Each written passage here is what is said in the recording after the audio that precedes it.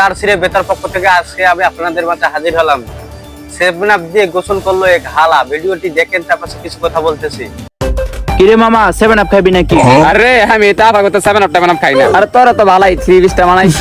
কি আর জানি গন্ধ আইতাছে। হারপিকার আরে আসসালামু আলাইকুম আফা। আরে হ ভাই, তুমি একদম ঠিকই কইছো ভাই, ঠিকই কইছো। আচ্ছা একদম 7 আপ খাওয়াই দেন। তাহলে তুই কি সাপোর্ট করস? আমি তো কোনো দলই সাপোর্ট করি না। কি সাপোর্ট করস? ব্রাজিল। কি সাপোর্ট করস? আর্জেন্টিনা। কি সাপোর্ট করস? ব্রাজিল। কি সাপোর্ট করস? Argentina. Brazil. Argentina. Brazil. Argentina. আওয়া বাও এই দোনো আছে আও। আহো কাকা আর্জেন্টিনা না ব্রাজিল কোনটা কিনবি? Argentina Argentina. বাইস্তা একটা আর্জেন্টিনা জার্সি দাও। আর্জেন্টিনা আচ্ছা দিতাছি। কাকা এই জার্সিটা একদম আপনার জন্য পারফেক্ট, আপনার সাইজের একদম ঠিক আছে। আরে বাইস্তা আমার না তো, আমার ফুতের সাইজের দাও। কিন্তু কাকা আপনার পাঞ্জাবিটা তো সিরা। এটা সমস্যা নাই, এটা একটা সিলি দিলে ঠিক হয়ে যাবো। তুমি আমার ফুতের সাইজের জার্সিটা দাও।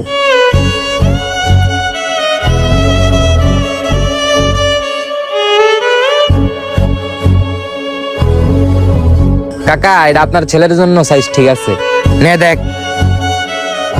হ এইটাই। এইটাই এইটাই দাও বাইস্তা। আচ্ছা ঠিক আছে। বাইস্তা এটার দাম কত? কাকা আপনি দিয়েন, একটা সমস্যা নেই। আচ্ছা আচ্ছা তাহলে প্যাক কর। এই নেন কাকা, ধর। এই নাও বাইস্তা। ঠিক আছে কাকা।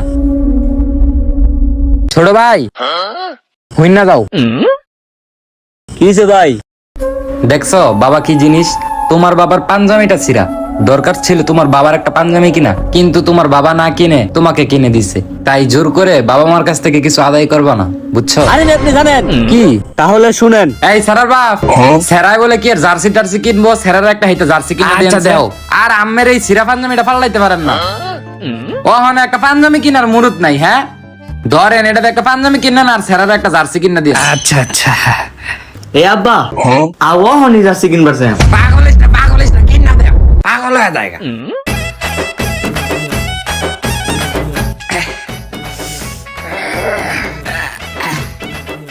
স্যারার মায়ে কয়েকটা পাঞ্জামি কিনতে। আরে আমগর কি পাঞ্জাবি লাগে? এক বোতল টনিক খাবো, পাঞ্জাবির সড়ক ঘুরা বেড়াবো।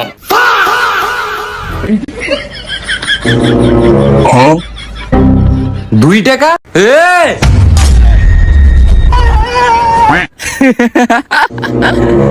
এ আপাইছে রে। ওই চুপ, একবারে 7 আপ খাওয়াই দেবো। এ এটা কয় টাকা কিনছ? 600। পুরো বেটা তুই আমার লয়ে দিতে, আমি তোরে 200 টাকা কিনে দিতাম। আয় আয় আয়, আমি আরেকটা জার্সি কিনবো। আয় আয় আয়, উঠ উঠ। আচ্ছা চল কিনে দিতাছি। আয় আয় আস্তে যা যা।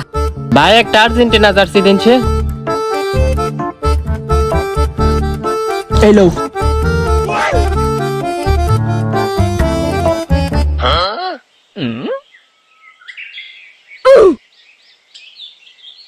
কত? 600। 200। কত? 600। কত? 600। কত? 600। কত? 600।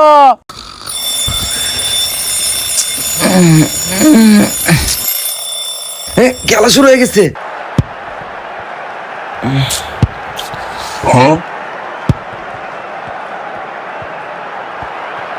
ওরে জুমতার না, হারা রাত মোবাইল টিপছস?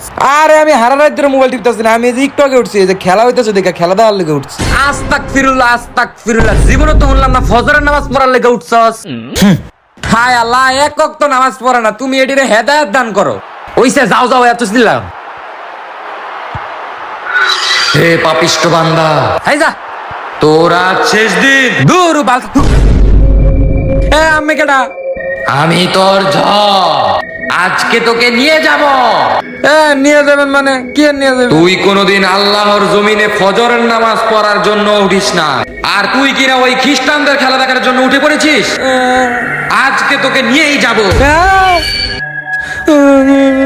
চারছিড়ে বেতার পক্ষ থেকে এদিকে খালিশা সাপানি আইনুল হক ফাজিল ডিগ্রি মাদ্রাসাতে সরকারি রাস্তা নিয়ে সংঘর্ষ। ভিডিওটি দেখেন, তারপর কিছু কথা বলতেছি।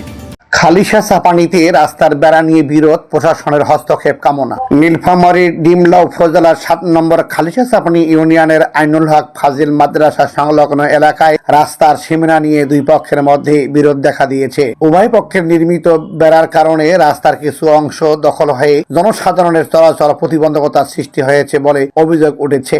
ঘটনায় স্থল পরিদর্শন করেছেন ইউনিয়ন ভূমি কর্মকর্তা। স্থানীয়দের অভিযোগ, রাস্তার দুই পাশে নির্মিত বেড়ার কারণে সড়কের কিছু অংশ সংকুচিত হয়ে পড়েছে, ফলে সাধারণ মানুষের চলাচলে বিঘ্ন ঘটছে। প্রথম পক্ষের দাবি, তাদের বেড়া যদি তদন্তে রাস্তার ভেতরে প্রমাণিত হয় তাহলে তারা প্রশাসনের নির্দেশনা অনুযায়ী তা সরিয়ে নিতে প্রস্তুত।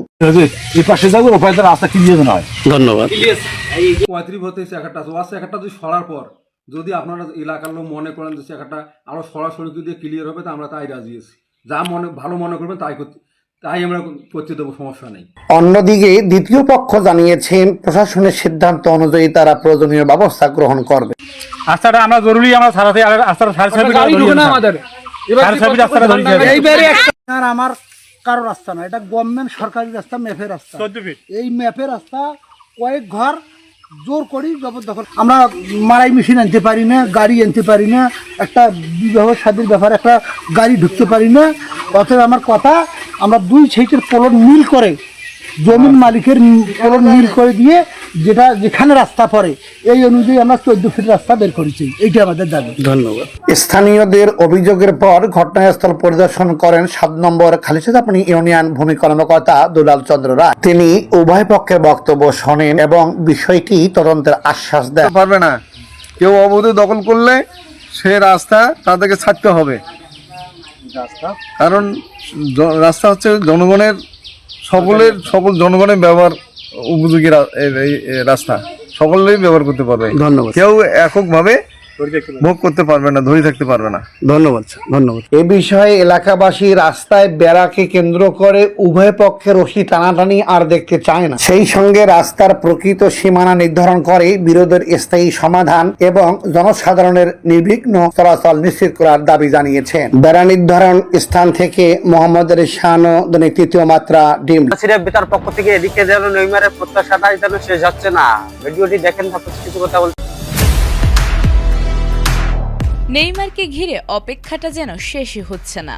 গ্যালারিতে, সামাজিক যোগাযোগ মাধ্যমে, এমনকি ব্রাজিলের অনুশীলন মাঠের বাইরেও এখন একটাই প্রশ্ন, কবে ফিরবেন সেই পরিচিত নাম্বার 10?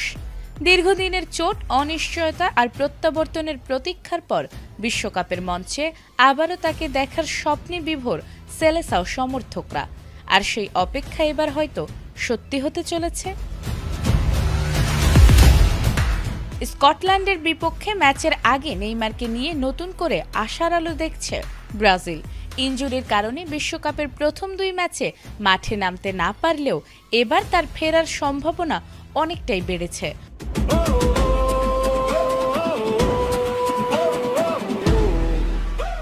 তবে তাকে খেলানো হবে কিনা সে বিষয়ে এখনো চূড়ান্ত সিদ্ধান্ত নেননি ব্রাজিল কোচ কার্লো আনচেলত্তি। কাফের চোটে পড়ে গত 5 সপ্তাহ মাঠের বাইরে ছিলেন 34 বছর বয়সী এই তারকা। সে কারণে মরক্কো ও হাইতির বিপক্ষে গ্রুপ পর্বের প্রথম 2 ম্যাচে তাকে ছাড়াই খেলতে হয়েছে ব্রাজিলকে। তবে গত সপ্তাহে তিনি পূর্ণমাত্রার অনুশীলনে ফেরেন। সোমবার দলের কৌশলগত অনুশীলনেও অংশ নিয়েছেন নেইমার, যা তার প্রত্যাবর্তনের সম্ভাবনাকে আরও জোরালো করেছে। জাতীয় দলে নেইমারের ফেরার গল্পটাও কম নাটকীয় নয়। 2023 সালে উরুগুয়ের বিপক্ষে বিশ্বকাপ বাছাই পর্বে গুরুতর হাঁটুর চোট পাওয়ার পর দীর্ঘ সময় মাঠের বাইরে ছিলেন তিনি।